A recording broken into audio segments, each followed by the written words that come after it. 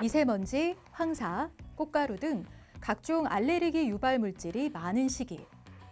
콧물, 코막힘 증상에 이비인후과를 찾는 환자들도 늘어나는데요. 주의해야 할 코 질환이 있습니다.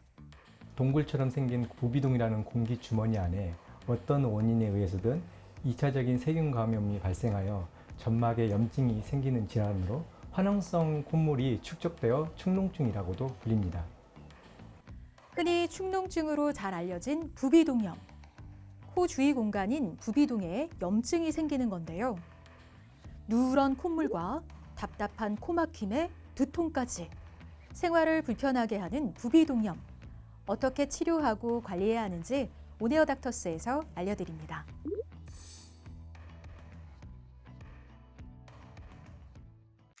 얼굴 정중앙에 우뚝 솟은 코. 안쪽으로 비강점막, 부비동, 후각세포 등이 호흡과 후각의 중추적인 역할을 하는데요. 이때 비강 주변으로 존재하는 동굴 같은 공간, 부비동이 있습니다. 부비동은 코 주위의 얼굴 뼛속에 있는 공기로 차 있는 빈 공간으로 콧구멍이 좌우 두 개인 것처럼 부비동도 좌우측 네 쌍으로 이루어져 있습니다. 양측 광대 부위에 있는 상악동, 눈과 눈 사이에 있는 사골동, 그리고 눈 위 이마에 전두동, 그리고 깊은 곳에 적평동이 위치해 있습니다. 건강한 부비동은 들여 마신 공기가 순환하는 공간으로 호흡을 할 때 공기를 촉촉하게 하여서 습도를 유지하고 공기의 온도를 조절하고 목소리가 코를 통해서 나올 때 공명을 증가시키기도 합니다. 또한 머리에 충격이 가해질 때 완충 역할 등을 하기도 합니다. 공기를 환기하고 코 속 분비물을 배출하는 부비동. 이때 부비동이 여러 이유로 제대로 환기되지 않고 분비물이 원활하게 배출되지 않으면 2차 염증이 발생하고 농성 분비물이 고이는 등 부비동염이 생기게 됩니다. 대부분의 부비동염의 원인은 코감기라고 불리는 바이러스에 의한 급성 비염이 걸린 후에 공기순환 통로가 점막 부종으로 막히면서 세균 감염이 되어서 발생합니다. 이 외에도 충치나 발치, 임플란트 시술 이후 치아 감염에 의해서도 생기고 곰팡이에 의한 진균성 부비동염도 발생할 수 있습니다. 또한 비행기를 타고 착륙하거나 스쿠버 다이빙을 하는 경우 부비동의 기압 변화에 의해서도 부비동염이 발생할 수가 있습니다. 특히 과도한 알코올 섭취와 흡연 등은 코 점막을 자극해 부비동염 증상을 악화시키고 외부의 미세먼지, 황사 등 대기오염 물질에 오래 노출되면 부비동염에 걸릴 위험이 5배 이상 증가해 주의가 필요합니다. 실제로 2023년 건강보험 심사평가원 빅데이터에 따르면 미세먼지, 황사, 꽃가루가 심해지는 4월에 급성 부비동염 환자가 77만 623명으로 급증했고 매월 평균 41만여 명의 환자가 계절과 상관없이 꾸준히 발생하는 걸로 나타났습니다. 특히 지난 3년간 같은 달 급성 부비동염 환자 추이를 살펴보면 마스크가 필수였던 코로나19 팬데믹 시기 월별 10에서 30만이었던 환자가 2023년 4월에는 77만 623명으로 크게 증가했습니다. 팬데믹 시기에는 마스크 착용으로 인해서 감기 및 알레르기 비염 환자도 줄어들었고 이로 인해서 부비동염 환자 수도 줄어들었습니다. 그러나 2023년도 코로나 엔데믹 이후에는 마스크를 벗으면서 감기 환자 수도 늘어나고 봄철 알레르기 비염 환자 수도 증가하면서 전체적인 부비동염 환자 수가 급격하게 증가한 것으로 보입니다.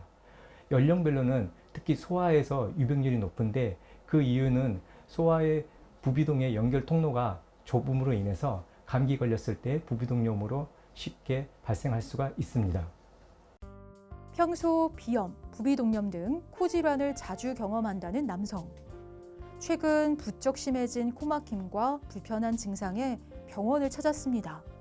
네, 제가 좀 코막힘이 좀 있고 그리고 노란 콧물이 좀 나오고 안면에 통증이 있어서 병원에 내원하게 됐습니다. 답답한 코막힘에 누런 콧물, 코와 눈 주위로 느껴지는 통증까지. 부비동염으로 일상생활에 적잖은 불편을 겪고 있는데요. 부비동염 증상은 부비동염의 발생 위치나 증상 기간 또는 연령에 따라 조금씩 다를 수 있는데요. 성인에서는 주로 화농성 콧물, 코막힘, 후비루, 안면 통증 및 두통, 치통 등을 호소하고, 소아에서는 성인과는 약간 다르게 화농성 콧물과 코막힘, 후비류에 의한 밤에 심해지는 기침 및 미열이 주로 발생합니다. 소아에서는 성인과 다르게 안면 통증 및 두통은 드물게 발생을 합니다. 비강 내시경 검사를 좀 해보겠습니다. 코질환 진단과 치료에 널리 이용하는 내시경 검사. 비강과 부비동의 해부학 구조를 정확하게 관찰할 수 있어 질환 유무를 진단하고 치료 경과를 파악하는 데 도움이 되는데요. 비강 내시경은 병력 청취와 함께 안전하고 간단한 진단 방법입니다. 콧구멍 입구에서부터 코 점막의 색깔, 화농성 콧물 유무 또는 화농성 콧물이 나오는 위치 등을 확인을 하고, 부비동 연결 통로 주변에 해부학적 구조는 이상은 없는지 또는 코 용종이나 종양 유무 등을 확인을 합니다. 먼저 용어 정리를 해보면은, 비염이라는 비강이라는 콧구멍 길의 점막에 염증이 생기는 질환을 의미합니다. 비염은 크게 알레르기 비염과 감염성 비염으로 나눌 수 있는데요. 알레르기 비염은 꽃가루, 진먼지 진드기 등 어떤 특이 항원에 의하여 비염 증상이 나타나는 것으로 주로 맑은 콧물, 재채기, 코막힘, 눈 가려움증 등이 주 증상입니다. 감염성 비염은 바이러스나 세균에 의해서 발생하는 비염을 말하는데, 여기서 바이러스에 의한 감염성 비염을 급성 비염이라 하고 흔히 코감기라고 합니다. 코감기인 급성 비염은 바이러스가 원인이라 열감, 인후통, 근육통 등의 증상이 선행되거나 동반될 수 있습니다. 부비동염은 코감기 이후 일주일이 지났는데 목 통증이나 몸살 등은 좋아졌으나 화농성 콧물, 코막힘, 안면 통증 및 두통 등의 증상이 있으면 의심해 볼 수가 있습니다. CT 촬영은 고해상도의 영상으로 부비동의 상세한 구조를 분명하게 볼 수 있는데요. 영상 검사로 부비동 병변의 위치와 범위를 정확하게 파악하는 데 도움을 주고 수술 등 치료 계획을 세울 수 있습니다. 부비동염의 진단은 병력 청취와 내시경적 진단으로 대부분 진단이 가능합니다.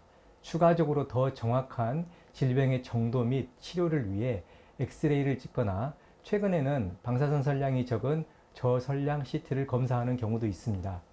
CT 같은 경우에는 충분한 약물 치료에도 부비동염의 효과가 없거나 합병증이 의심되거나 또는 종양이 의심되거나 비용종이 너무 심해서 수술적인 치료를 결정을 할 때 검사를 합니다.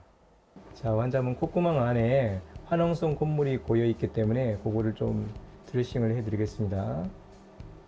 부비동염으로 콧물이 배출되지 못하고 화농성 분비물이 계속 고여 있으면 염증이 심화되고 만성으로 악화할 수 있어 이를 적절히 치료해 줘야 하는데요. 부비동염은 대부분 약물 치료로 충분히 치료가 가능합니다. 약물 치료 중 중요한 것은 적절한 항생제를 충분한 기간 복용해야 하는 것입니다. 즉, 항생제 복용 후 2, 3일에 증상이 호전되고 증상이 좋아지고 나서도 일주일 이상 추가 복용을 해야 합니다. 따라서 증상이 좋아졌다고 해서 약을 임의로 중단하거나 또는 술, 흡연 등을 하면은 증상이 다시 악화될 수가 있습니다. 또한 약물 치료와 동시에 코 세척을 하면 증상 호전에 도움이 됩니다. 부비동염을 제때 치료하지 않으면 만성 부비동염으로 진행을 하거나 특히 소아에서는 중이염 및 후비류에 의한 기침으로 폐렴 등이 발생할 수가 있습니다. 천식이 있는 환자에서는 천식 증상이 악화될 수도 있습니다. 그리고 드물게 주변 구조물인 눈 뇌에도 염증이 파급될 수가 있습니다.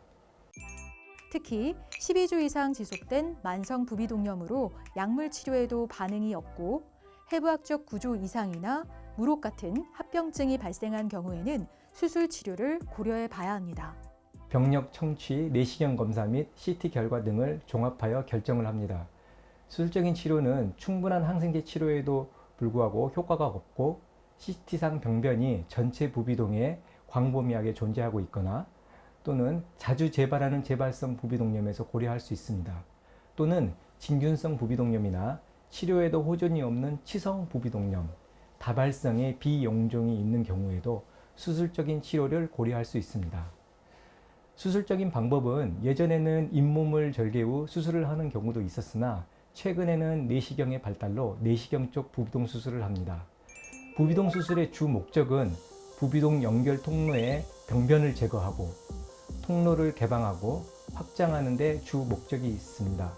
감기를 안 걸리고 노란 콧물을 안 흘리게 하는 게 아니라 감기가 걸리더라도 녹이 축적되어 부비동염이 발생하지 않도록 하는 것입니다.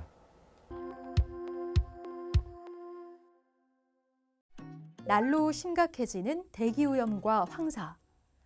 현대인의 코 속 부비동 건강을 위협하고 있는데요. 코 속에 차곡차곡 쌓이는 미세먼지와 염증을 없애고 부비동염을 예방하는 방법이 있습니다. 비강 세척 방법은 먼저 준비물은 30에서 35도 정도의 미지근한 물이 필요합니다. 여기에 세척기구, 분말 가루가 있으면 됩니다. 먼저 자세가 중요한데요. 고개를 숙이고 좌우로 한 40~50도 정도 갸우뚱한 상태에서 아 소리 내고 침 삼키지 않고 천천히 주입하면 됩니다. 이후에 고개를 좌우, 위아래로 돌리면서 고인 물을 빼시면 됩니다. 주의사항은 수돗물을 그냥 사용을 하신다든지 렌즈용 생리식염수를 사용한다든지 또는 임의로 고농도의 소금을 타서 사용을 하시면 안 됩니다. 또한 부비동염을 예방하고 관리하려면 평소 충분히 수면해야 하고요. 콧물을 세게 풀지 않도록 주의하고 따뜻한 물을 자주 마셔 코막힘을 완화하고 가습기 등을 이용해 점막이 건조하지 않도록 하는 등 생활 습관과 주변 환경을 관리하는 노력이 필요합니다. 대부분의 부비동염은 선행질환인 코감기와 알레르기 비염에 의해서 발생합니다. 다른 어떤 질환보다도 그래서 생활 습관이나 환경 조건에 영향을 많이 받습니다. 따라서 알레르기 비염이나 코감기가 심한 겨울이나 봄철에는 마스크 등을 착용하는 생활 습관이 중요하고 또한 평상시에 습도 조절을 하는 게 중요하겠습니다.